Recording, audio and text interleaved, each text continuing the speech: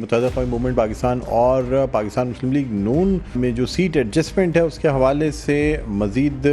जो मामलात हैं वो आगे बढ़ चुके हैं। जहाँ तक एक हतमी ऐलान का ताल्लुक़ है वो जल्द कर दिया जाएगा, लेकिन कुछ नशिस्तों पे सीट एडजस्टमेंट हो चुकी है। और जहाँ तक बात है NA 242 की, जिस पे शहबाज शरीफ साहब खुद इलेक्शन कंटेस्ट कर रहे हैं और मुत्तहदा कौमी मूवमेंट पाकिस्तान की जानिब से मुस्तफ़ा कमाल साहब इस सीट पर इलेक्शन लड़ेंगे। इस सीट के हवाले से मुत्तहदा कौमी मूवमेंट पाकिस्तान ने कुछ अपनी शराइत रख दी हैं। ज़राए का ये कहना है कि जी शराइत ये रखी गई हैं कि अगर कौमी असम्बली की सीट पे पाकिस्तान मुस्लिम लीग के शहबाज शरीफ कंटेस्ट करते हैं तो फिर सूबाई असम्बली की सीटों पे उसी कौमी असम्बली की सीट के नीचे जो है वो मुत्तहदा कौमी मूवमेंट पाकिस्तान की सीटें होंगी, क्योंकि मुस्तफ़ा कमाल साहब की जो नॉमिनेशन है वो एक और हल्के से भी जमा कराई गई है। अब ये कहा जा रहा है कि शायद काफ़ी हद तक मामला जो है वो तय पा चुके हैं और अब एक फाइनल दौर होगा जिसके बाद फिर हतमी ऐलान इन तमाम नशिस्तों के बारे में कर दिया जाएगा।